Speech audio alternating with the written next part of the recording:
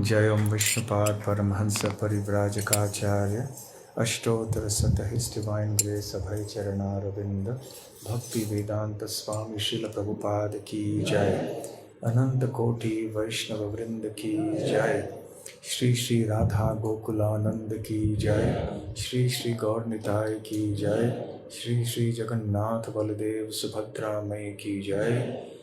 निताय गौर प्रेमानंदे।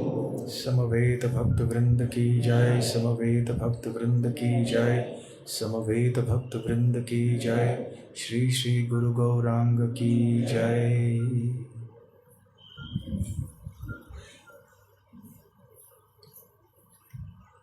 ओम नमो भगवते वासुदेवाय।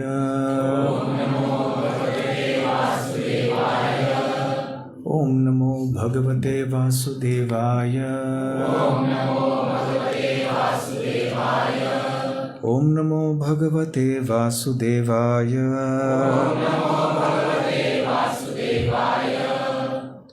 नारायणं नमस्कृत्य नरं चैव नरोत्तमं देवीं सरस्वतीं व्यासं ततो जयमुदीरये। नष्टप्रायेषु भद्रेषु नित्यं भागवत सेवया भगवति उत्तम श्लोके भक्तिर्भवति नैष्ठिकी। श्रीमद् भगवद गीता 17वां अध्याय श्लोक संख्या 20। दातव्यम् इति यत् दानं दीयते अनुपकारिणे देशे काले च पात्रे च तत् दानं सात्विकं स्मृतं। दातव्यम् इति तत् यद्दानं दीयतेऽनुपकारिणे देशे काले च पात्रे च तद्दानं सात्विकं स्मृतं। दातव्यम् इति यद्दानं दीयतेऽनुपकारिणे देशे काले च पात्रे च तद्दानं सात्विकं स्मृतं। दातव्यम् इति यद्दानं दीयतेऽनुपकारिणे देशे काले च पात्रे च तद्दानं सात्विकं स्मृतं।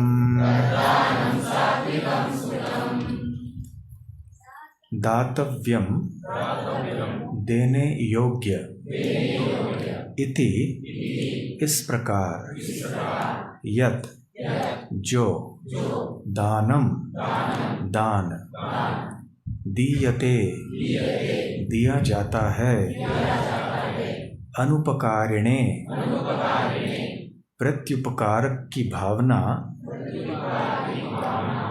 के बिना देशे उचित स्थान में काले उचित समय पर च भी पात्रे उपयुक्त व्यक्ति को च तथा तत् वह दानम दान सात्विकम सतोगुणी सात्विक स्मृतम माना जाता है। अनुवाद और तात्पर्य श्रीला प्रभुपाद द्वारा अनुवाद। जो दान कर्तव्य समझकर किसी प्रत्युपकार की आशा के बिना समुचित काल तथा स्थान में और योग्य व्यक्ति को दिया जाता है वह सात्विक माना जाता है। अनुवाद। वैदिक साहित्य में ऐसे व्यक्ति को दान की संस्तुति है जो आध्यात्मिक कार्यों में लगा हो, अविचार पूर्ण ढंग से दान देने की संस्तुति नहीं है। आध्यात्मिक सिद्धि को सदैव ध्यान में रखा जाता है। अतएव किसी तीर्थ स्थान में सूर्य या चंद्र ग्रहण के समय, मासांत में या योग्य ब्राह्मण अथवा वैष्णव भक्त को या मंदिर में दान देने की संस्तुति है। बदले में किसी प्रकार की प्राप्ति की अभिलाषा न रखते हुए ऐसे दान किए जाने चाहिए। कभी कभी निर्धन को दान करुणावश दिया जाता है, लेकिन यदि निर्धन दान देने योग्य पात्र नहीं होता तो उससे आध्यात्मिक प्रगति नहीं होती। दूसरे शब्दों में वैदिक साहित्य में अविचार पूर्ण दान की संस्तुति नहीं है। अनुवाद को दोहराइए। जो दान कर्तव्य समझकर किसी प्रत्युपकार की आशा के बिना समुचित काल तथा स्थान में और योग्य व्यक्ति को दिया जाता है वह सात्विक माना जाता है। ओम ज्ञानतिमिरान्धस्य ज्ञानाञ्जनशलाकया चक्षुरोन्मीलितं येन तस्मै श्रीगुरवे नमः। श्रीचैतन्यमनोभीष्टं स्थापितं येन भूतले स्वयं रूप कदा मह्यं ददाति स्वपदान्तिकं। वन्देऽहं श्रीगुरुः श्रीयुतपदकमलं श्रीगुरून् वैष्णवांश्च श्रीरूपं साग्रजातं सहगण रघुनाथान्वितं तं सजीवं साद्वैतं सावधूतं परिजनसहितं कृष्णचैतन्यदेवं श्रीराधाकृष्णपादां सहगण ललिता श्रीविशाखान्वितांश्च। नमो ओं विष्णुपादाय कृष्णप्रेष्ठाय भूतले श्रीमते भक्तिवेदान्तस्वामिन्निति नामिने। नमस्ते सारस्वते देवे गौरवाणी प्रचारिणे निर्विशेष शून्यवादी पाश्चात्य देशतारिणे। वाञ्छाकल्पतरुभ्यश्च कृपा सिन्धुभ्य एव च पतितानां पावनेभ्यो वैष्णवेभ्यो नमो नमः। जय श्री कृष्ण चैतन्य प्रभु नित्यानंद श्री अद्वैत गदाधर शिवासादि गौर भक्त वृंद। हरे कृष्णा कृष्ण कृष्ण हरे हरे, हरे राम राम राम हरे हरे। हरे कृष्णा।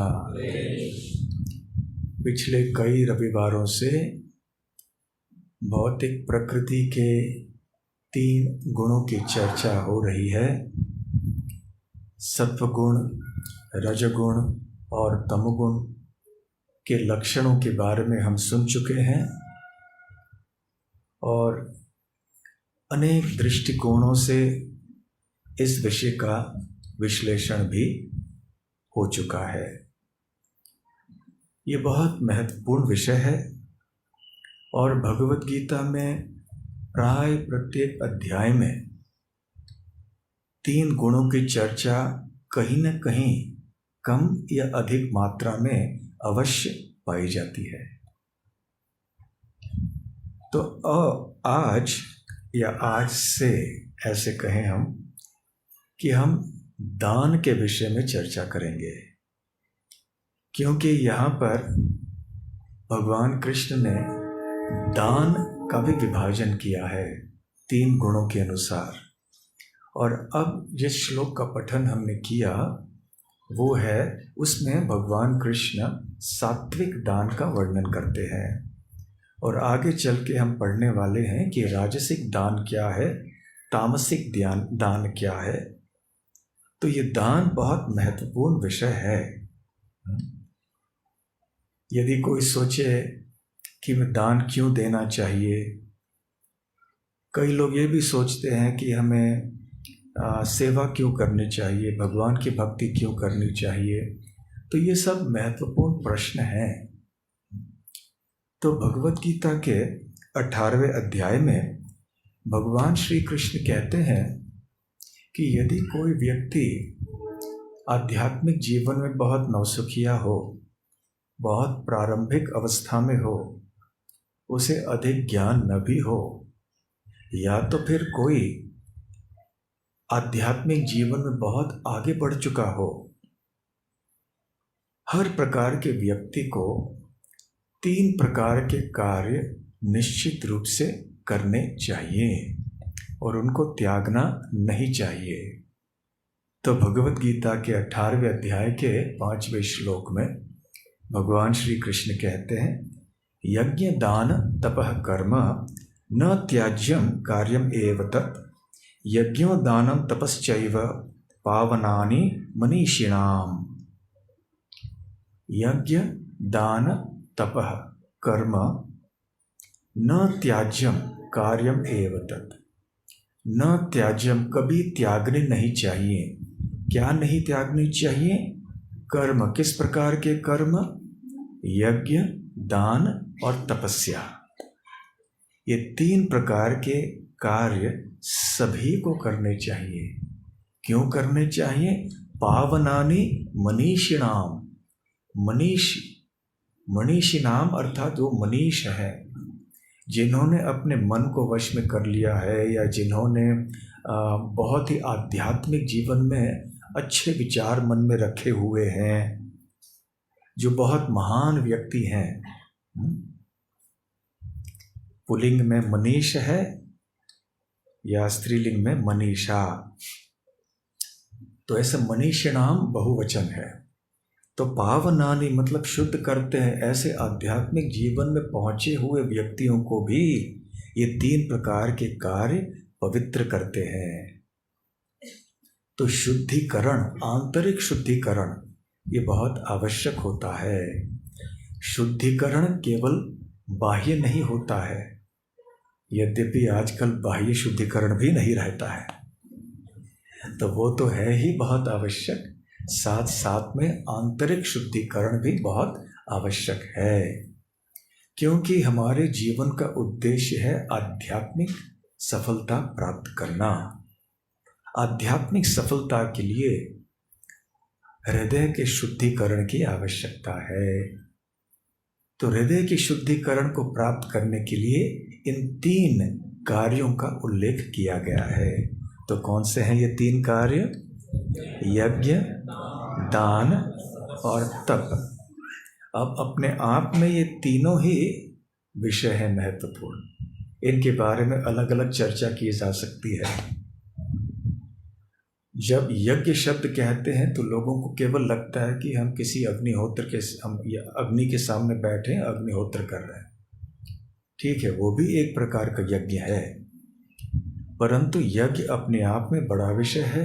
यज्ञों वही विष्णु हो। जो भी कार्य भगवान विष्णु या कृष्ण को प्रसन्न करते हैं वो यज्ञ है। और कलयुग में सबसे महत्वपूर्ण यज्ञ है संकीर्तन यज्ञ। तो चाहे कोई शुद्ध भक्त हो, कोई नया भक्त हो, सभी को ये संकीर्तन यज्ञ करना ही चाहिए।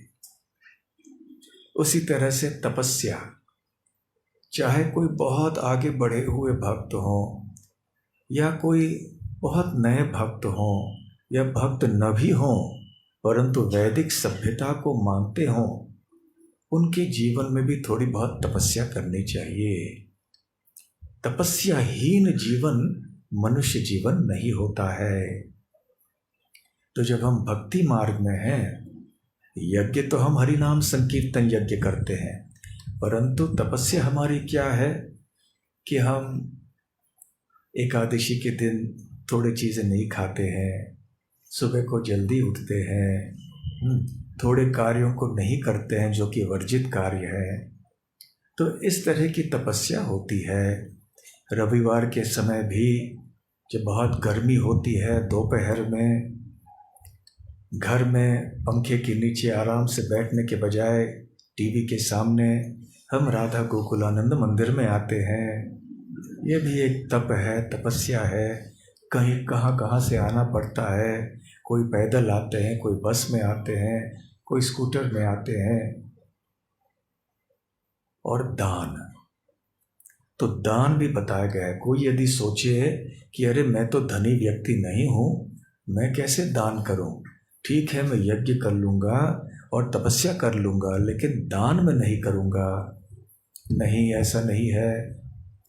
यहाँ दान शब्द का तात्पर्य बहुत गहरा है। तो विस्तार में इस शब्द की चर्चा हम करेंगे। आज के दिन तो निश्चित ही, और आने वाले कितने रविवार लग जाएंगे पता नहीं, देखेंगे। तो कम से कम आज हम ये चर्चा करेंगे कि दान महत्वपूर्ण है। तो यहाँ पे बताया गया है कि विशेष रूप से जो दान है वो हमारे हृदय के शुद्धिकरण के लिए किया जाना चाहिए। और यदि ऐसे यज्ञ, दान, तप, काम्य कर्म हो, कर्मकांडीय कर्म भी क्यों न हो, परंतु जो कि ठीक है सात्विक थोड़ा बहुत हो सकते हैं, यदि हमने इन कर्मों को किया बिना फलों की अपेक्षा से,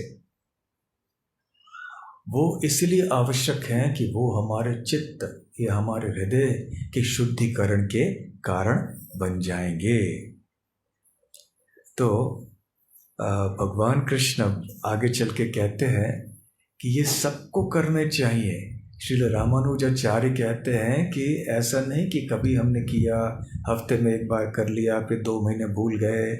नहीं, श्रील रामानुजाचार्य कहते हैं कि प्रतिदिन ये तीनों कार्य करने चाहिए और अंतिम सांस लेने तक, मृत्यु के समय तक करनी चाहिए। छुट्टी नहीं, इसमें एक भी दिन छुट्टी नहीं है। हमारे व्यवसाय से, नौकरी से हमें कभी छुट्टी मिलती है, परंतु भक्ति से छुट्टी कभी नहीं। परंतु बल्कि भक्ति ही छुट्टी है हमारे भौतिक कार्यों से, हमारे दुख से, हमारे कष्टों से।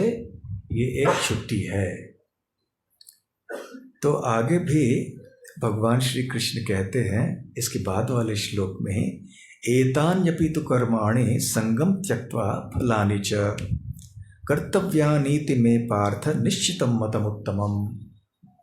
वो कहते हैं एतानि अपि तु कर्माणि, एतानि मतलब ये सारे, कर्माणि ये सारे कार्य जो हैं, कौन से? दान, यज्ञ, तप, संगम त्यक्त्वा फलानि च, इनको कैसे करना चाहिए? संगम त्यक्त्वा, इनसे आसक्त नहीं होना चाहिए। जब हम दान देते हैं तो दान देते समय आसक्त नहीं होने का कारण क्या है? कि जब मन में चाहा नहीं देंगे, जब मन में चाहा देंगे, नहीं। यहाँ जब भगवान श्री कृष्ण संगम त्यक्त्वा कहते हैं कि हमें आसक्त नहीं होना चाहिए इनसे, तो भगवान श्री कृष्ण ये कहना चाह रहे हैं कि हमें ये नहीं समझना चाहिए कि मैं करता हूँ, देखो मैंने कितना दान दिया, ये मेरी वजह से ये सारे कार्य हो गए, मेरे दान से ये सब हो गया। तो ये कर्ता की भावना नहीं होनी चाहिए। और साथ साथ फलानि च, जो उस दान के बाद में जो फल आ सकते हैं, उन फलों के प्रति भी आसक्ति नहीं होनी चाहिए। ऐसे भगवान श्री कृष्ण यहाँ कह रहे हैं, कर्तव्यानि इति में पार्थ, इसको कर्तव्य समझ के करना चाहिए। ये व्यक्ति सतगुण में स्थित होता है। जो सात्विक व्यक्ति है वो अपने कर्तव्यों को भली भांति निभाता है। राजसिक व्यक्ति कभी कभी करता है, कभी नहीं करता है। तामसिक व्यक्ति करता ही नहीं है। कर्तव्य का पालन कैसे करना चाहिए, क्यों करना चाहिए, उसे पता ही नहीं होता है, और पता होता भी है तो उसके अंदर वो दृढ़ता नहीं होती है, वो दृढ़ संकल्प उत्पन्न नहीं होता है कि वो कर्तव्यों का पालन कर सके।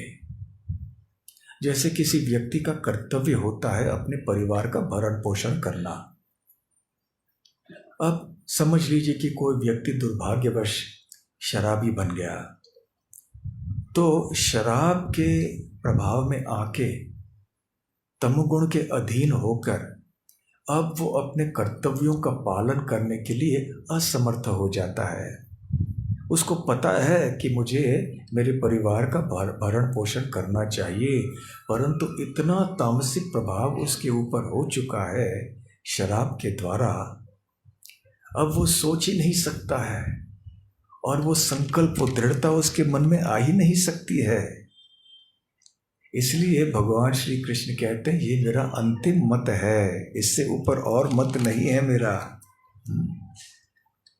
तो जब यहाँ सात्विक दान की बात हो रही है तो भगवान आने वाले अध्याय 18वें अध्याय में बताते हैं कि कर्ता भावना नहीं रखनी चाहिए, दान के फल से आसक्ति नहीं रखनी चाहिए, और साथ साथ में हमें ये भी देखना है कि इसे कर्तव्य समझ के हम कर रहे हैं।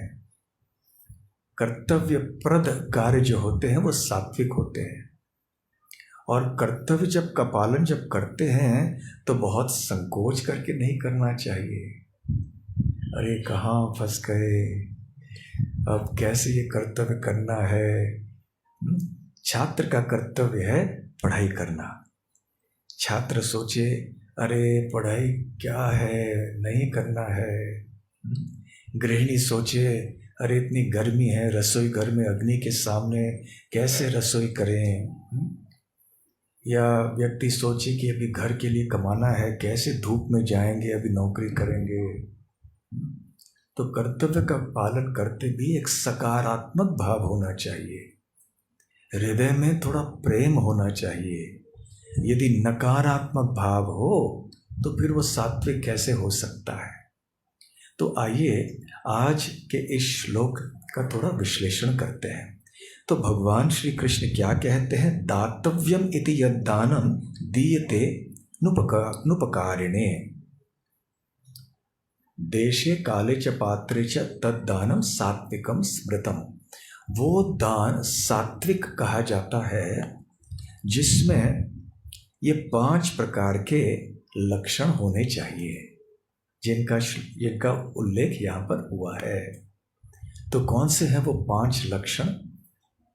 पहला है कि दातव्यम, कर्तव्य से ये दिया जाना चाहिए। दातव्यम का अर्थ है कि जो देने के लिए योग्य है। प्रभुपाद जी यहाँ तात्पर्य में क्या कहते हैं, दातव्यम के लिए देने योग्य, जो देने उचित, देना उचित है, जो देने के लिए योग्य है, वो दातव्य है। तो आचार्य ने, श्रील प्रभुपाद जी ने कहा है कि कर्तव्य समझकर ये दान जो देता है वो सात्विक दान है। श्रील विश्वनाथ चक्रवर्ती ठाकुर कहते हैं दातव्यम के संबंध में कि व्यक्ति के हृदय में निष्ठा होनी चाहिए कि मुझे ऐसे करना ही चाहिए और ये उचित है मेरे लिए, ये अच्छा है मेरे लिए, इस प्रकार का दान देना। और रामानुजाचार्य आगे बढ़ के और एक बात कहते हैं कि हृदय में भावना होनी चाहिए कि मुझे ये देना है, एक सकारात्मक भाव होना चाहिए उसके लिए। और फिर केशव काश्मीरी जी कहते हैं कि अपनी क्षमता के अनुसार दान दिया जाना चाहिए। इसलिए यदि हमने पहले कहा था ना कि गरीब व्यक्ति सोच सकता है कि अरे मैं कैसे दान दे सकता हूं, परंतु हर एक की अपनी अपनी क्षमता होती है। और श्रीमद् भागवतम में भी जब भगवान वामन देव के रूप में बलि महाराज के सामने प्रकट होते हैं और दान मांगते हैं 3 कदम जमीन की, तो वो आगे बहुत सुंदर लीला हो जाती है। वहां पे उस संबंध में शुकदेव गोस्वामी कहते हैं कि दान ये देने वाले की क्षमता पर निर्भर होता है।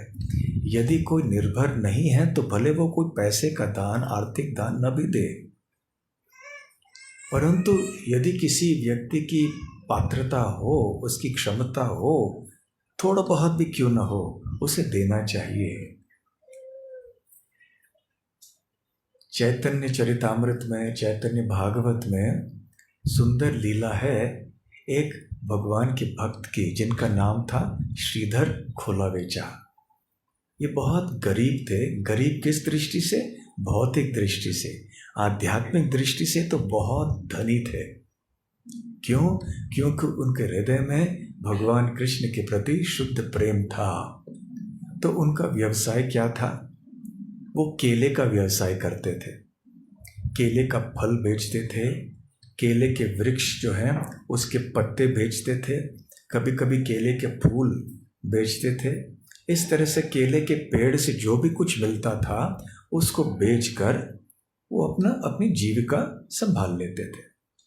तो जो भी उनको धन प्राप्त होता था ये करने से, उसका 50% वो गंगा माता की सेवा के लिए उपयोग करते थे। गंगा नदी के तट पर रहते थे, तो गंगा देवी की सेवा के लिए 50% अपनी आय जो है उसका उपयोग करते थे। और ऐसा नहीं है कि बहुत ऊंची कीमत पर बेचते थे। ऐसा भी नहीं है कि ग्राहकों का शोषण हो जाए। तो हम जब अब व्यापार करते हैं या कोई ऐसी चीज़ बेचते हैं तो इतने ऊंची कीमत पे भी नहीं बेचना चाहिए कि हमारा लाभ जो है वो ठीक ना हो, बहुत ज़्यादा लाभ हो। ये भी ठीक नहीं है शास्त्रों की दृष्टि से। व्यापारी को लाभ होना चाहिए, नहीं तो वो टिकेगा कैसे, व्यापार चलेगा कैसे, उस व्यापारी की उसका घर चलेगा कैसे। तो लाभ तो होना ही चाहिए। परंतु लोभ के कारण यदि हमने ग्राहकों का शोषण किया और अति मूल्य पे हमने हमारे सामान को बेचा तो वो उचित नहीं है। तो श्रीधर खोलावेचा जो थे बहुत कम लाभ लेते थे, और वैसे भी कम लाभ से जितना भी उनको लाभ मिलता था उसका 50% गंगा की सेवा के लिए उपयोग करते थे। अब वही श्री कृष्ण चैतन्य महाप्रभु के रूप में नवद्वीप में प्रकट हुए, और वो जानते थे भली भांति कि श्रीधर खोलावेचा कितने बड़े भक्त हैं। तो वो लीला करना चाहते थे श्रीधर खोलावेचा के साथ में। तो प्रतिदिन श्रीधर खोलावेचा के पास जाते थे और उनको हैरान करते थे। कैसे? अरे श्रीधर, मैं अभी केले के फूल खरीदना चाहता हूँ। ठीक है पंडित, आप ले लो। क्या कीमत है? जो कीमत बताई। अरे नहीं नहीं पंडित, ये क्या, श्रीधर ये क्या बोल रहे हो? ये तो इतनी कीमत पे बिल्कुल हम नहीं ले सकते, बहुत ज़्यादा कीमत बोल रहे हो। सब्जी मंडी में ऐसे ही होता है ना, आप में से जो सब्जी खरीदने जाते हैं, आप कुछ ना कुछ बोल के ही आते हैं ना। जो भी बेचारा दुकानदार बोलता है 10 रुपए का पाव किलो, आपको बोलना ही बोलना है, नहीं 9 रुपये में दे दो। बेचारे आदमी को 2 रुपये कमाने दो ना, क्यों उसमें और खींच रहे हो उसको, है ना। तो बोलना ही बोलना है आपको, 9 रुपये करो, 8 रुपये। फिर आगे जाके सिनेमा में हम 100 रुपये का टिकट लेके बैठ गए। वो बेचारे को 2 रुपये कमाने के लिए हम संकोच कर रहे थे, है ना। तो महाप्रभु निमाय पंडित जानबूझ के ऐसे करते थे, ये एक लीला थी उनकी। फिर वो बोलते थे कि अरे इतना क्यों दे रहे हो? तो फिर श्रीधर कहते थे, पहले मैं इतने कम दाम में बेच रहा हूँ और इससे कम तो फिर मैं नहीं कर पाऊंगा, मेरा नुकसान होगा। फिर भी इसे हैरान करके कुछ न कुछ फिर छीन के महाप्रभु ले जाते थे। तो ऐसे अनेक दिनों तक चलता। फिर जब निमाय पंडित ने महाप्रकाश लीला की, जब उन्होंने अपने दिव्यता को, भगवत्ता का प्रदर्शन किया, तो सारे भक्तों की इच्छाओं को वो पूर्ण करने लगे। अपना भगवत स्वरूप दिखलाया भक्तों को। भगवान विष्णु के आसन पर विराजमान हुए और एक के बाद एक सारे भक्तों को बुलाया और कहा कि तुम्हारी इच्छा क्या है बताओ। सारे भक्तों की आध्यात्मिक इच्छाएं थी। किसी ने कहा कि मेरे पत्नी को भक्त बनाओ, किसी ने कहा कि मेरे माता पिता मेरे बच्चों को भक्त बना दो। तो इस तरह से कोई ना कोई सारे एक अपने अपने इच्छाओं को बोल रहे थे। तो जब श्रीधर खोलाबेचा की बारी आई तो महाप्रभु ने श्रीधर से पूछा कि आपको क्या चाहिए? मैं सबको कुछ दान दे रहा हूँ आज। तो श्रीधर ने कहा कि जब जितने भी जन्म मुझे लेने पड़े यहाँ पर, मेरी यही एक अभिलाषा है कि प्रत्येक जन्म में आप मेरे सामने आएं और ऐसे ही मुझसे झगड़ा करते रहें कि ये कम दाम पे दे दो, इतना दे दो, इतना दे दो, बस ये आप करते रहें। जब श्रीधर और निमाई पंडित की बहस होती थी, इस तरह से वाद विवाद होता था मूल्य के ऊपर, तो फिर श्रीधर तो बड़े परेशान हो जाते थे और बाह्य रूप से वो कहते थे, अरे गरीब आदमी को क्यों परेशान कर रहे हो? तो महाप्रभु कहते थे, श्रीधर मैं जानता हूँ तुम गरीब नहीं हो, तुम बहुत धनी हो, तुमने बहुत बड़ा धन छुपाया हुआ है। तो श्रीधर को पता नहीं चलता कि किस दृष्टि से वो निमाई पंडित बात कर रहे हैं। तो वो कहते थे, अरे नहीं नहीं, मैं अमीर नहीं हूँ, मैंने कहीं कुछ धन छुपा के नहीं रखा है, मैं ईमानदारी से मेरा व्यापार कर रहा हूँ। नहीं नहीं, मुझे पता है एक दिन तुम्हारा खुलासा करूँगा, सारे दुनिया को मैं दिखलाऊंगा तुम कितने धनी हो। तो श्रीधर का धन क्या था? भक्ति, श्रीधर की कृष्ण भक्ति। तो इसलिए श्रीधर जब ऐसे वाद विवाद में लग जाता था निमाई पंडित के साथ, बाह्य रूप से तो हैरानी व्यक्त करते थे वो, परंतु अंदर से उनको न जाने क्यों एक दिव्य आनंद मिलता था। और प्रतिदिन श्रीधर राह देखते थे कि ये निमाई पंडित आएंगे और मेरे साथ झगड़ा करेंगे, बहुत अच्छा लगता है मुझे। तो इस प्रकार से जब हम कोई दान देते हैं तो हमारी योग्यता होनी चाहिए, हमारी इतनी कमाई होनी चाहिए, हमारे क्षमता के अनुसार हमें दान देना चाहिए। तो हमारी कमाई भी उसी प्रकार से होनी चाहिए। यदि दैव से हमें अच्छा लाभ मिल जाता है, मुनाफा मिल जाता है, तो ठीक है, कोई बात नहीं। देखिए, धन प्राप्त करने के विरोध में शास्त्र नहीं कहते, शास्त्र नहीं है, ये हमारे प्रारब्ध के अनुसार होगा। किसी कोई धनी व्यक्ति बन जाएगा, कोई गरीब बन जाता है, फिर भी जितना भी धन हमारे पास है, हमें ये देखना चाहिए कि हम किसी के शोषण करके हम न कमाएं, ईमानदारी से कमाएं, सम्मान, अपने सम्मान को रख के कमाएं और शास्त्रों के विरोध में जाके हमारे जीवन की यापन न हो जाए। तो इसलिए दातव्यम, जैसे हमारी क्षमता है उसके अनुसार हमें दान देना चाहिए। तो ये पहला लक्षण है सात्विक दान का, दातव्यम। दूसरा है अनुपकारिणे। अनुपकारिणे का मतलब है जिससे बदले में हम कोई उपकार नहीं चाहते हैं। हमने किसी को दान दे दिया, हमें नहीं सोचना चाहिए कि हमने बहुत उपकार कर दिया उसके ऊपर, बहुत मेहरबानी कर दी उसके ऊपर, नहीं सोचना चाहिए। और साथ साथ सामने वाला व्यक्ति जिसको हमने दान दिया है, वो भी हमारा उपकार कभी करेगा या वो भी हमारे लिए कुछ करेगा आगे चल के, ऐसा नहीं सोचना चाहिए। विशेष करके जब वो व्यक्ति इस योग्य न हो, जैसे किसी गरीब व्यक्ति को कुछ दे दिया, तो ये अपेक्षा नहीं करनी चाहिए कि इस दान के बदले में उसे हमारा कुछ करना चाहिए। यदि कोई व्यक्ति समर्थ भी हो, फिर भी उससे अपेक्षा नहीं करनी चाहिए। ये है सात्विक दान। तो इसलिए जब हम दान करते समय कोई अपेक्षा नहीं करते हैं कि दान के बदले में हमें कुछ मिलना चाहिए, को हमारा व्यक्तिगत लाभ होना चाहिए, तनिक भी पारस्परिक कुछ एक प्राप्त करने की इच्छा नहीं होनी चाहिए उस व्यक्ति से, तब जाकर वो दान सात्विक होता है।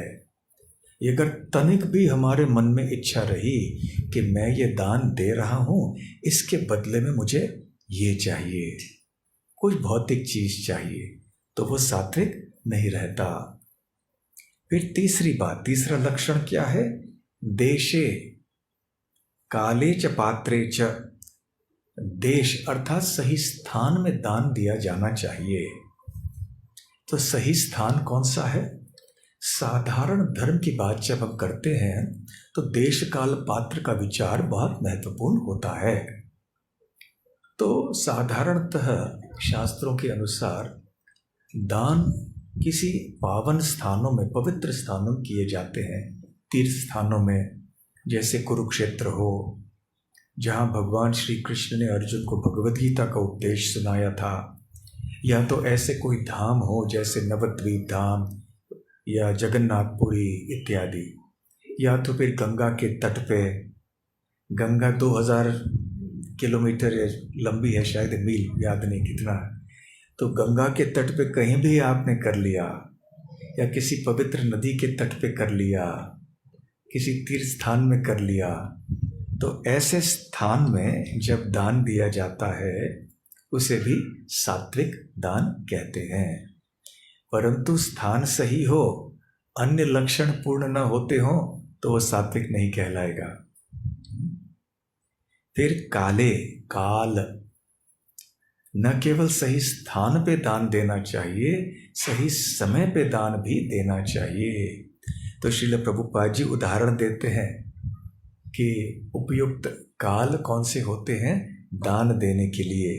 वो कहते हैं जब चंद्र ग्रहण हो, सूर्य ग्रहण हो, या महीने के अंत में हो, और अन्य आचार्य अन्य समय की बात भी करते हैं, जैसे एकादशी हो, संक्रांति हो, या कार्तिक महीना हो, माघ महीना हो, ऐसे कोई पावन समय हो, ऐसे समय पे जब दान दिया जाता है तो वो सात्विक दान कहलाता है।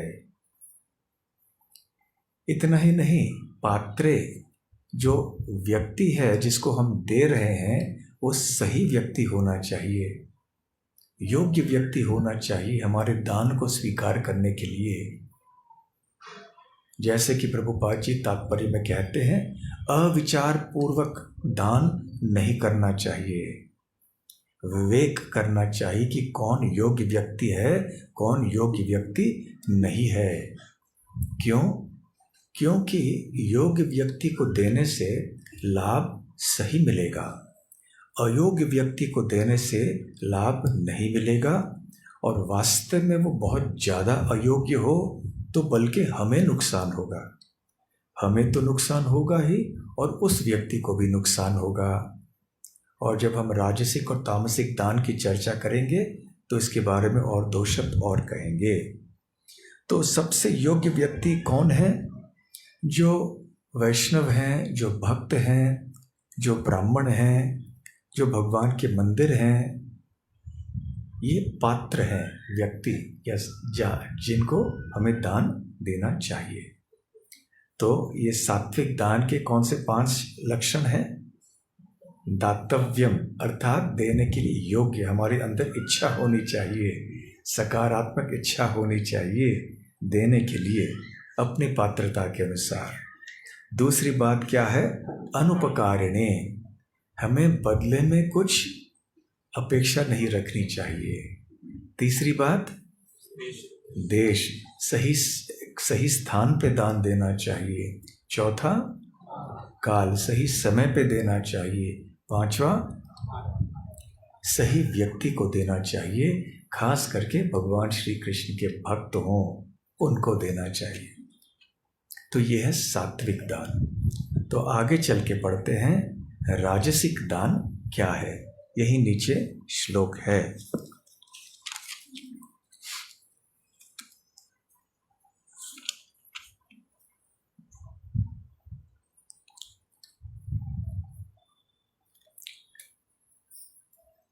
यत्तु प्रत्युपकारार्थम फलम् उद्दिश्य वा पुनः दीयते च परिकृष्टम् तद्दानं राजसंस्मृतम् यत्तु प्रत्युपकारार्थं फलम् उद्दिश्य वा पुनः दीयते च परिक्लिष्टम् तद्दानं राजसंस्मृतम् यत्तु प्रत्युपकारार्थं फलम् उद्दिश्य वा पुनः दीयते च परिक्लिष्टम् तद्दानं राजसंस्मृतम्।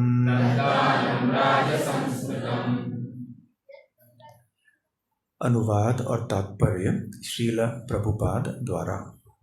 किंतु जो दान प्रत्युपकार की भावना से या कर्म फल की इच्छा से या अनिच्छा पूर्वक किया जाता है वह रजगुणी या राजस कहलाता है। तात्पर्य, दान कभी स्वर्ग जाने के लिए दिया जाता है तो कभी अत्यंत कष्ट से तथा कभी इस पश्चाताप के साथ कि मैंने इतना व्यय इस तरह क्यों किया। कभी कभी अपने वरिष्ठ जनों के दबाव में आकर भी दान दिया जाता है। ऐसे दान रजगुण में दिए गए माने जाते हैं। ऐसे अनेक दातव्य न्यास हैं जो उन संस्थाओं को दान देते हैं जहाँ इंद्रिय भोग का बाजार गर्म रहता है। वैदिक शास्त्र ऐसे दान की संस्तुति नहीं करते, केवल सात्विक दान की संस्तुति की गई है। तो सात्विक दान के बाद अब राजसिक दान क्या है, भगवान श्री कृष्ण कह रहे हैं। जैसे सात्विक दान के 5 लक्षण थे, अब यहाँ राजसिक दान के भगवान कृष्ण 3 लक्षण बता रहे हैं। पहला लक्षण क्या है, प्रति उपकार अर्थम। अर्थम अर्थात के लिए या उस उद्देश्य से, एक कारण से। प्रति उपकार कि हम जब दान देते हैं तो उस दान के फलस्वरूप हमें कुछ मिलेगा, इस आशा से हम करते हैं। फलम उद्देश्य, जो व्यक्ति हमें हम जिनको दान दे रहे हैं उससे कुछ मिलेगा या तो फिर कुछ अन्य फल ऐसे प्राप्त हो जाएगा। फलम उद्देश्य वा पुनः। तो जैसे कई लोग, प्रभुपाद जी यहाँ कहते हैं कि कई लोग कर्मकांडी यज्ञ आदि करते हैं ताकि उनको अगला जन्म स्वर्ग लोक में मिल जाए, नंदन कानन में जाके अप्सराओं के साथ रमण करें, सोम रस का पान करें, या कोई चाहते हैं हो सकता है कि प्रतिष्ठा के लिए, प्रसिद्धि के लिए ऐसा दान दें कि हमारा नाम सब जगह हो जाए कि हम कितने दानी व्यक्ति हैं। और आजकल चुनाव के समय से बहुत कुछ देख रहे हैं। हर घर में जाके जगह जगह कुछ न कुछ, कोई सिलाई की मशीन देते हैं तो कोई कुछ मिक्सर देते हैं, कोई कुछ पता नहीं और क्या क्या देते हैं। तो वो तो पैसे भी दे देते हैं कि हमारे लिए आप मत दीजिए। तो ये प्रजातंत्र एक मजाक बन गया है, परंतु इस मजाक से कितना कष्ट होता है, कितना शोषण होता है, कितना भ्रष्टाचार होता है। फिर जो ऐसे पैसे दे देकर वोट खरीद लेते हैं, फिर उनको वापस कमाना होता है ना। सोचते हैं कि हमने इतना खर्च किया तो अब कमाना तो चाहिए अभी, तो फिर जी भर के भ्रष्टाचार कर लेते हैं बाद में।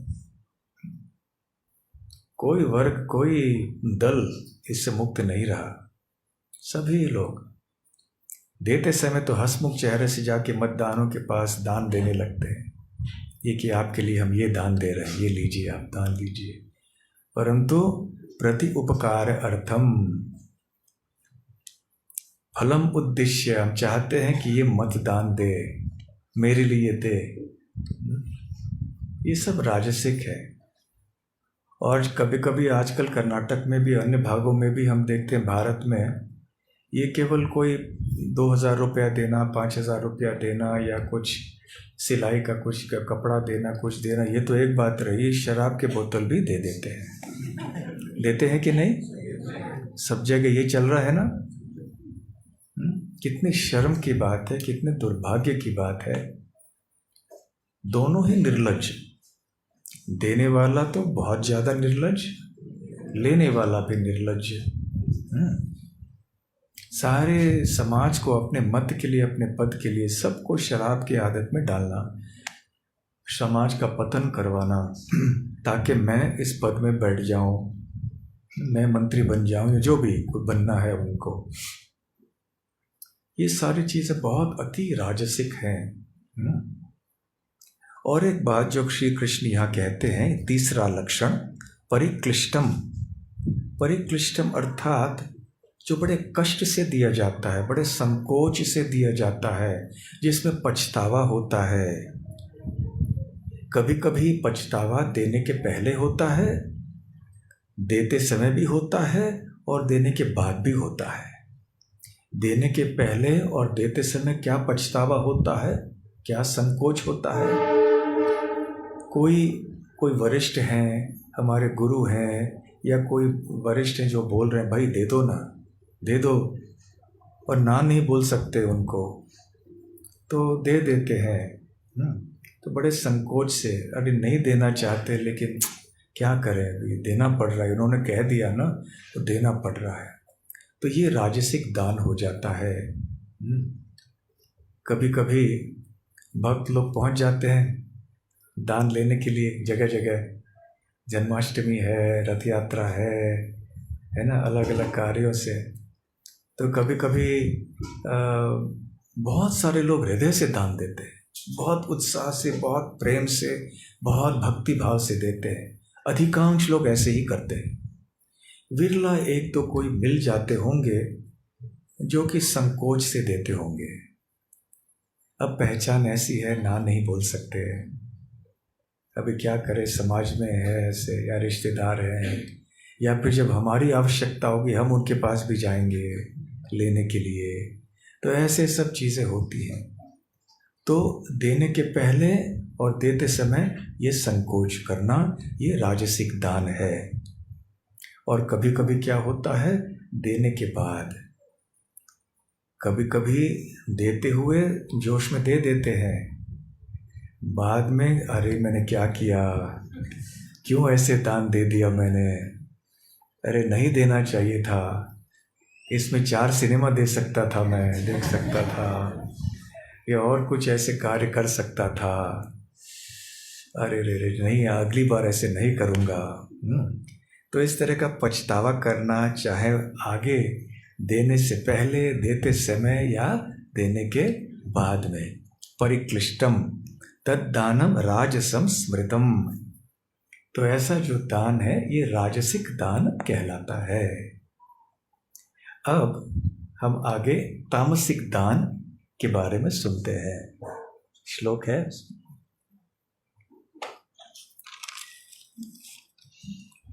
हाँ, और एक बात है कि जब दान में देते हैं तो कोई ऐसे व्यर्थ चीज दे दें जिसका कोई लाभ न हो, जो उपयोगी न हो, ये भी राजसिक दान होता है। हाँ, तो स्मरण आता है, एक लीला याद आ रही है। कठोपनिषद में नचिकेत की लीला है। नचिकेत का नाम आपने सुना होगा। एक बच्चा था, उसके पिताजी थे, वो भी कोई ऐसे यज्ञ कर रहे थे, कर्मकांडी यज्ञ कर रहे थे स्वर्ग की प्राप्ति के लिए इत्यादि। तो नचिकेत ने देखा कि पिताजी गोदान कर रहे हैं, परंतु गायों में से अनेक ऐसे गाय थे जो जानबूझकर वो दे रहे थे पिता। किस प्रकार के गाय थे? बहुत बूढ़े गाय थे, जो थोड़े लंगड़ी थी वो गाय, थोड़ी अंधी थी, इस तरह के गाय वो दे रहे थे। तो नचिकेत को बहुत बुरा लगा कि मेरे पिताजी ऐसे दान क्यों दे रहे हैं। जब दान देना है ना तो अच्छे हृष्ट पुष्ट गायों को देना चाहिए, जो तरुणी है, जिनका एक बछड़ा है, ऐसे गायों को दान देना चाहिए।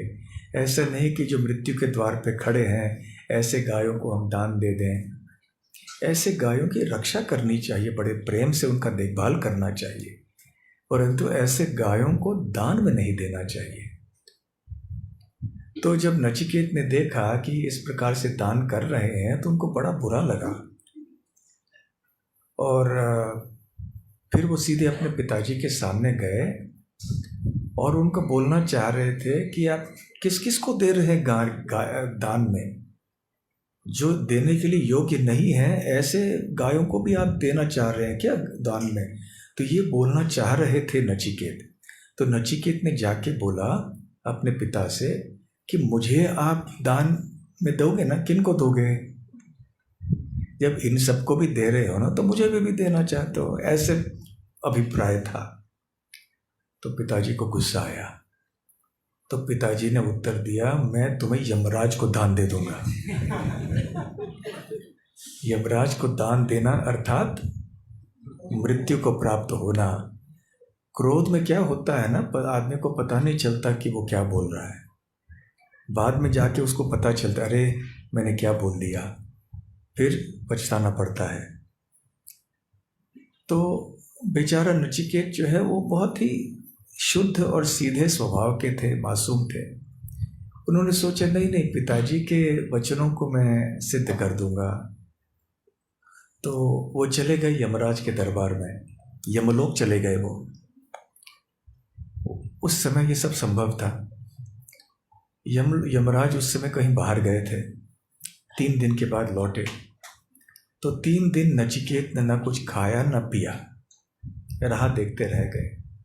जब यमराज आए और देखा कि एक ब्राह्मण जो है बेचारा, वो भी बच्चा है, 3 दिन से मेरी प्रतीक्षा कर रहा है और कुछ खाया नहीं, कुछ पिया नहीं, तो यमराज को बहुत बुरा लगा।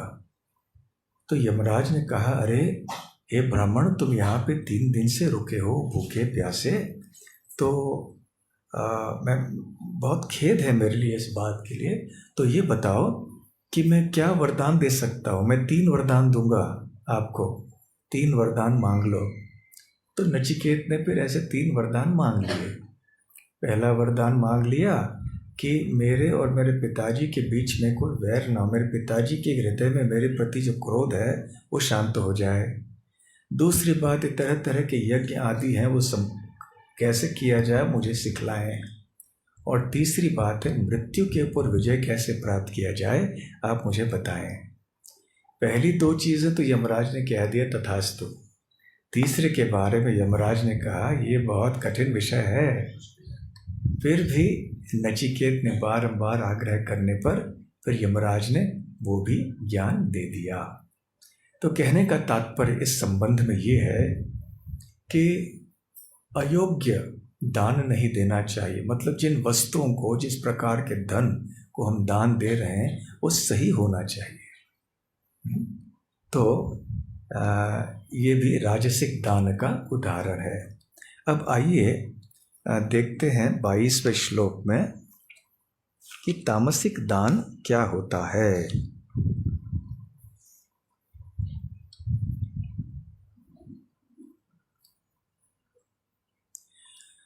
अदेश काले यद्दानम् अपात्रेभ्यश्च दीयते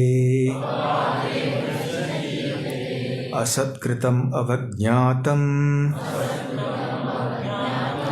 तत्तामसम् उदाहृतम्। अदेश काले यद्दानम् अपात्रेभ्यश्च दीयते असत्कृतम् अवज्ञातम् तत्तामसम् उदाहृतम्। अदेशकाले यद्दानम् अपात्रेभ्यश्च दीयते असत्कृतम् अवज्ञातम् तत्कृतं तत्तामसम् उदाहृतम्। अनुवाद और तात्पर्य श्रील प्रभुपाद द्वारा अनुवाद। तथा जो दान किसी अपवित्र स्थान में अनुचित समय में किसी अयोग्य व्यक्ति को या बिना समुचित ध्यान तथा आदर से दिया जाता है वह तामसी कहलाता है। तात्पर्य, यहाँ पर मद्यपान तथा द्यूत क्रीड़ा में व्यसनी के लिए दान देने का प्रोत्साहन नहीं दिया गया है। ऐसा दान तामसी है। ऐसा दान लाभदायक नहीं होता, वरन इससे पापी पुरुषों को प्रोत्साहन मिलता है।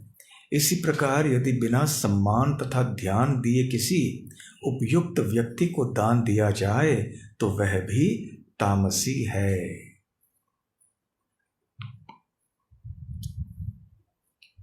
आजकल कई लोगों में यह है, चलो हम आपको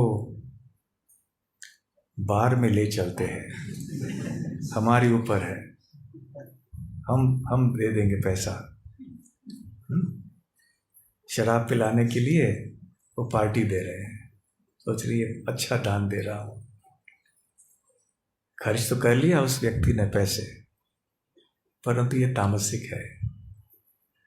तो यदि कोई शराबी है और वो कहता है थोड़े पैसे दे दो मुझे, और हम उनको दे देते हैं, वो क्या करेगा? जाके शराब खरीद लेगा उस पैसे से। तो प्रभुपाद जी इस प्रकार के दान को सख्त मना करते हैं तात्पर्य में।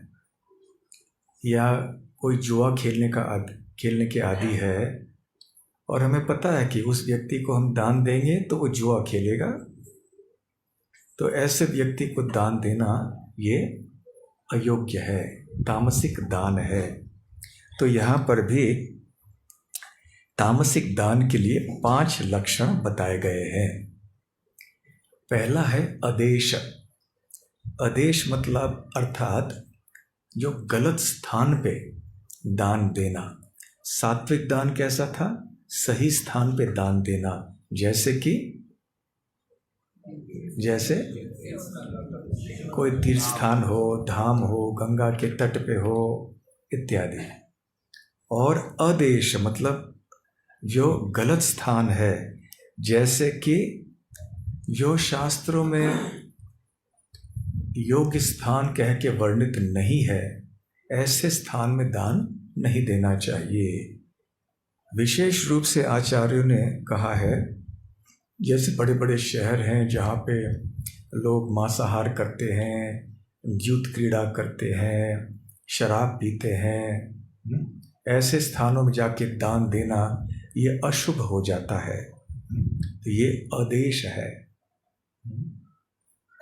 कोई शराब के अड्डे में बैठे हैं और वहाँ बैठ के कोई दान दे रहा है किसी गरीब व्यक्ति को,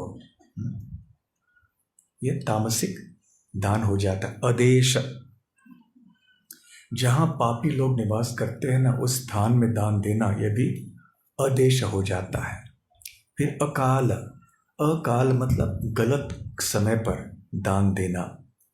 सात्विक दान क्या होता है? सही काल पे, सही समय पे। तो इसके उदाहरण क्या है?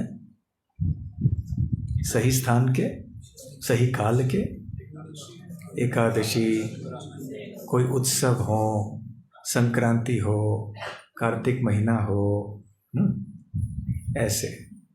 परंतु अकाल का अर्थ क्या है? जैसे कि ये साधारण धार्मिक दृष्टि से है, भक्ति के दृष्टि से नहीं। जैसे सायंकाल के समय जब सूर्यास्त हो रहा होता है तो उस समय दान देना, जबकि भूत प्रेत घूम रहे होते हैं, इसलिए सायंकाल के समय सोना नहीं चाहिए। साधारणतः संध्या के समय नहीं सोना चाहिए, इसलिए जो है संध्या वंदन होता है।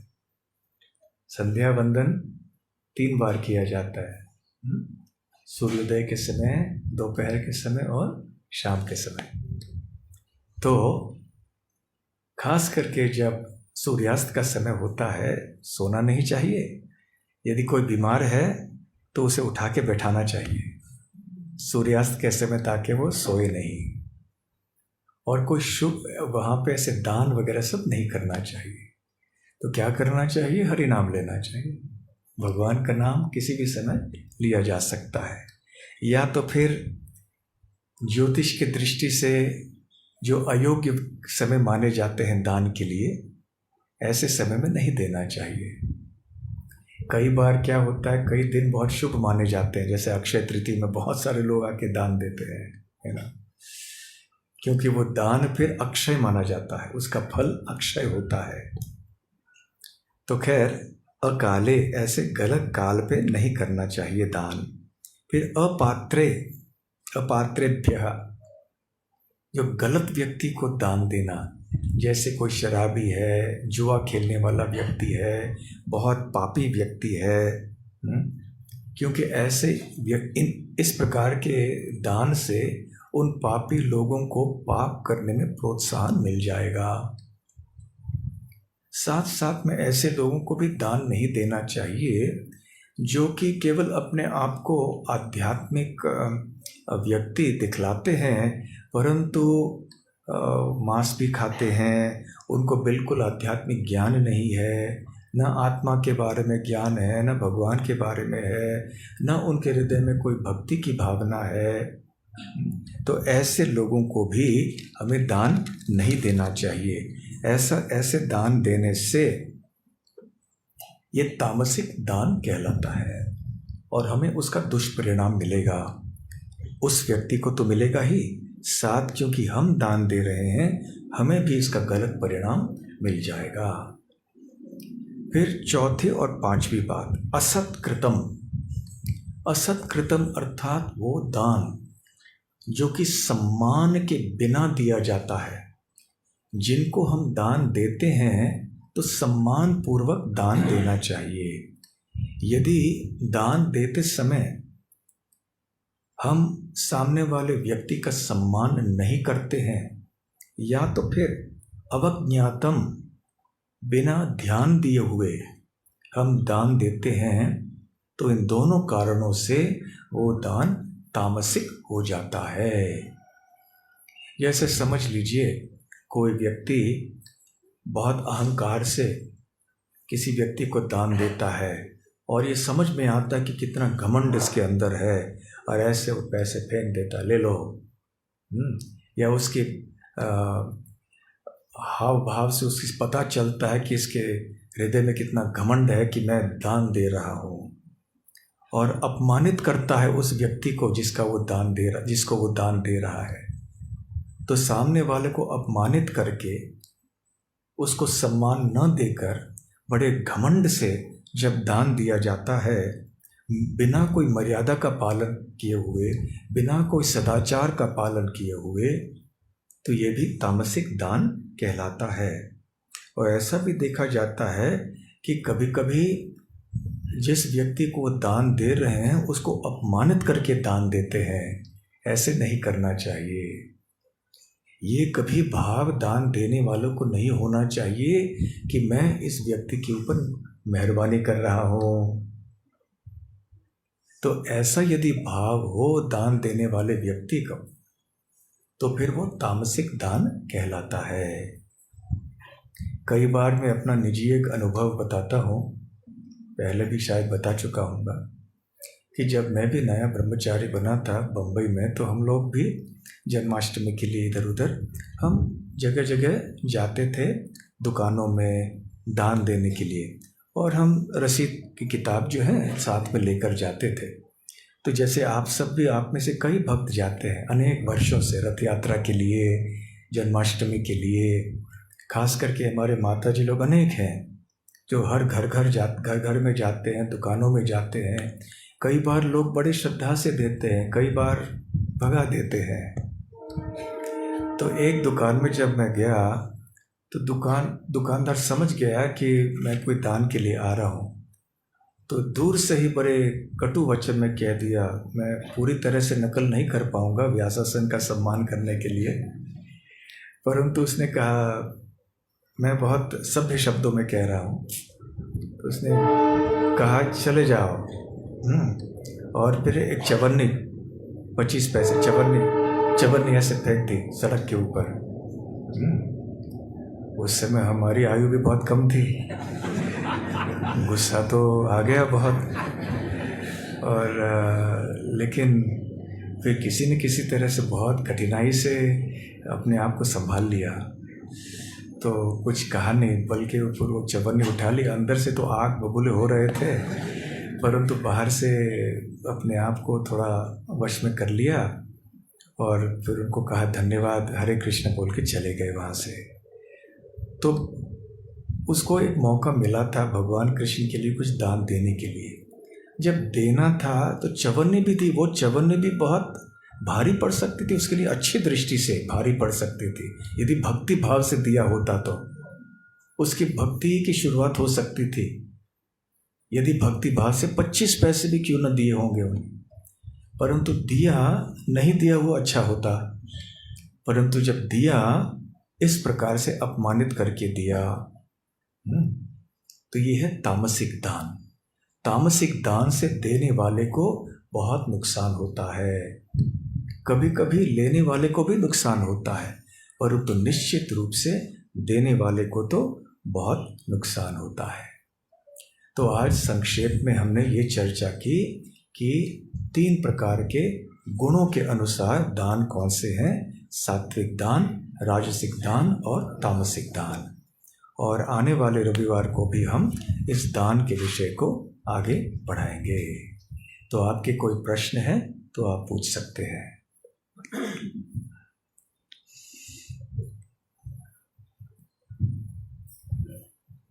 हरे कृष्ण।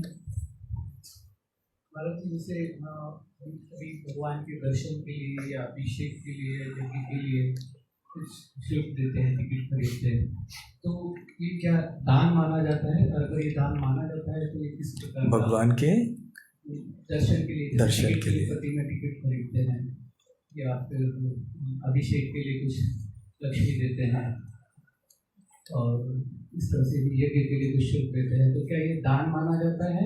और अगर ये दान माना जाता है तो ये किस प्रकार का दान है? अच्छा प्रश्न है। देखिए, ये दान देने वाले की भावना के ऊपर है। वास्तव में ये जो एक वीआईपी दर्शन की जो पद्धति शुरू हुई है ना, इससे मैं इतना मुझे अच्छा नहीं लगता है। जब भगवान के सामने जाते हैं तो सभी को एक जैसे जाना चाहिए। भगवान के सामने कौन ऊंचा, कौन नीचा, कौन धनी और कौन गरीब। यदि सुविधा देनी चाहिए तो ऐसे लोगों के लिए जो कि शायद वृद्ध हो गए हों, अब कतार में नहीं खड़े हो पा रहे हों, जो बीमार हों, छोटे बच्चे हों, ऐसे कुछ करना हो तो ठीक है। परंतु केवल धन पे ऐसे भेद करना कि हम धनी हैं इसलिए हम अंदर जाएंगे,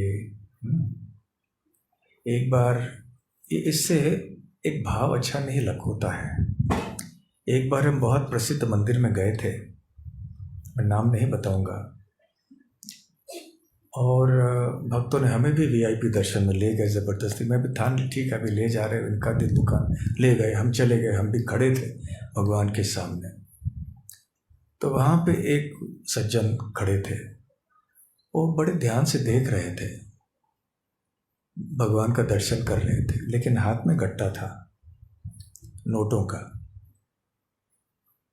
वो कोई खड़ा था वहाँ, ऐसे देता रहा था, हर 5 सेकंड में 10 सेकंड में एक नोट ऐसे दे रहा था। दर्शन ले रहा था ऐसे, और ऐसे पैसे दे रहा था एक एक करके। बहुत धनी आदमी हुआ होगा।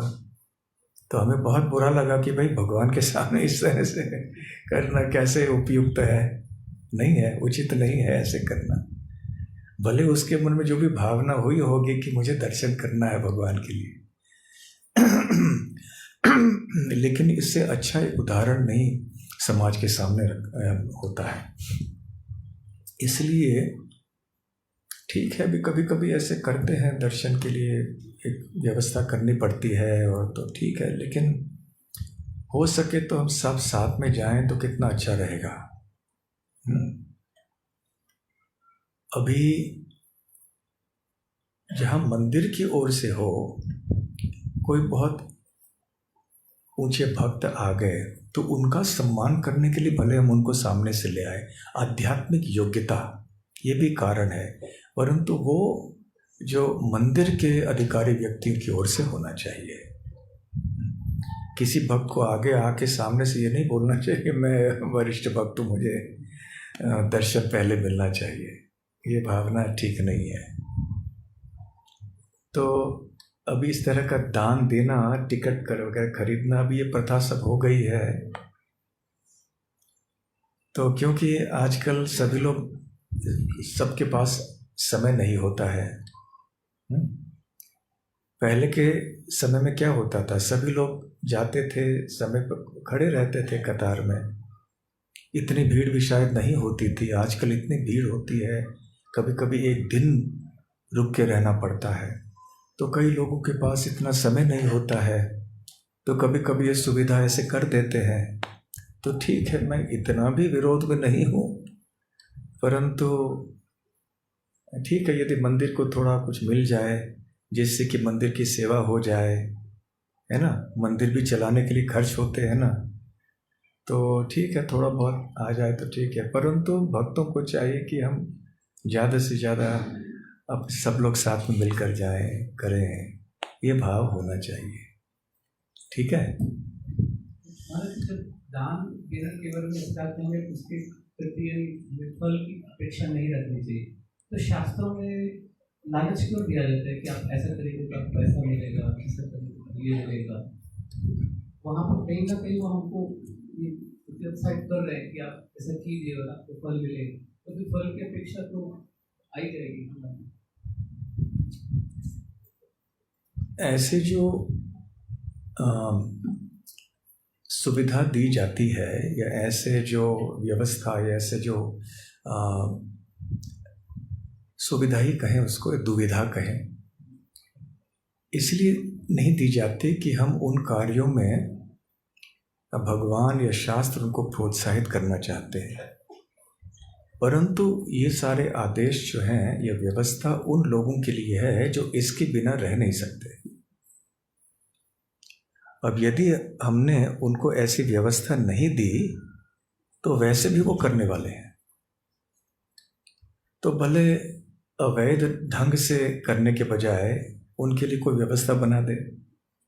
तो प्रभुपाद जी इसके लिए उदाहरण देते हैं कि पहले, आजकल के समय तो शराब सब जगह मिल जाता है, बच्चे भी जाके शराब खरीदते हैं आजकल, और दुकानदार देते भी हैं उनको, कॉलेज के बच्चे भी जाके बहुत खरीद लेते हैं।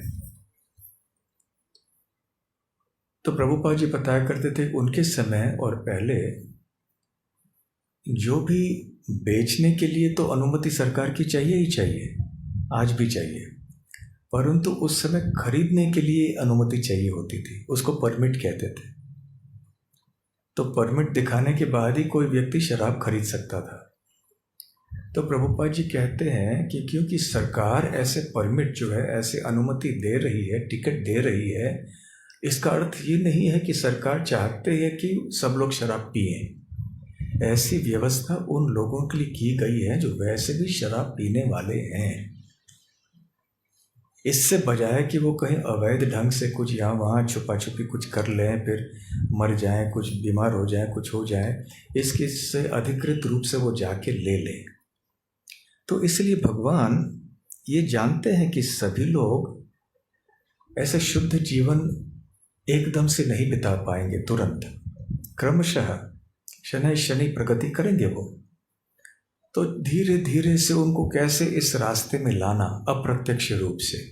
तो धीरे धीरे कहते कि भाई शराब पीना है ना, मांस खाना ही खाना है ना, तो कम से कम इस ढंग से कर लो, इन मंत्रों का उच्चारण करो, ऐसे कोई उपासना कर लो, इन मंत्रों का उच्चारण कर लो, फिर मांस खाओ, फिर शराब पियो।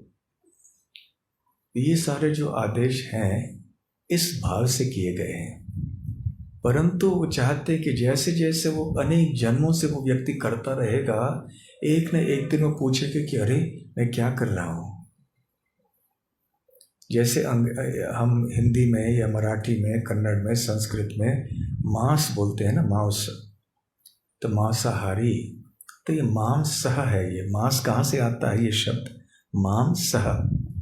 जब व्यक्ति पशु की हत्या करेगा तो उसे बोलना चाहिए मांसह, मैं तुम्हारी हत्या कर रहा हूँ, परंतु अगले जन्म में मैं तुम्हारा स्थान लूँगा, तुम मेरा स्थान लोगे और तुम मेरी हत्या करोगे। मैं जानवर बन जाऊँगा, तुम मनुष्य बन जाओगे और तुम मेरी हत्या करोगे। तो ऐसे मांसह मांसह मांसह काटते काटते काटते आदमी एक दिन सोचेगा अरे मैं क्या बोल रहा हूँ। हाँ, एक न एक दिन होश ठिकाने आ जाएंगे उसके कि भाई मैं गलत काम कर रहा हूँ। मैं क्या बोल रहा हूँ मैं कि अगले जन्म में मैं जानवर बन जाऊँगा, ये मेरी हत्या करेगा। नहीं नहीं, मुझे ये नहीं चाहिए। फिर वो मांस खाना बंद कर देता है। ऐसे धीरे धीरे धीरे से वो भी अपनी चेतना की शुद्धिकरण की प्रक्रिया में प्रगति कर लें। इसलिए ऐसे व्यक्ति के लिए ये सुविधा दी जाती है। हाँ, पीछे ठीक है, देर हो गई। अच्छा, जो ट्रेन में यात्रा वगैरह जाते रहते हैं, मंगलमुखी जैसे लोग होते हैं, मंगलमुखी जो बोलते हैं,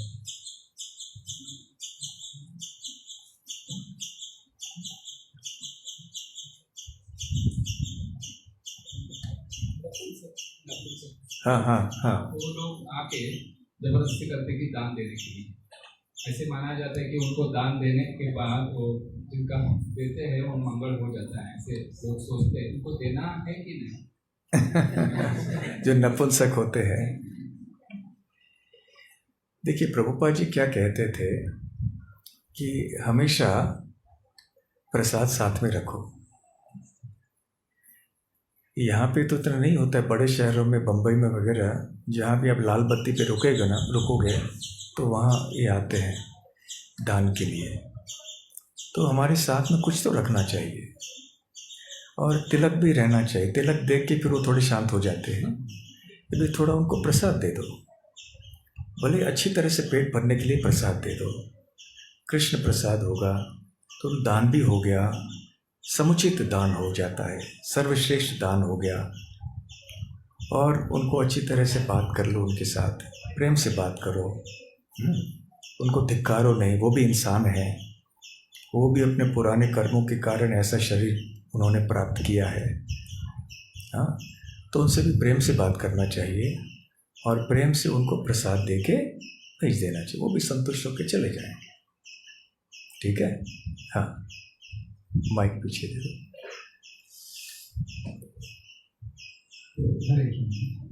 महाराज जी, ये बिना कुछ एक्सपेक्टेशन से जो भी दान देते हैं, तो इस इच्छा रख के ऐसे दान देने से हमारा क्या हानि होगा और इससे हम कैसे सीखना चाहिए?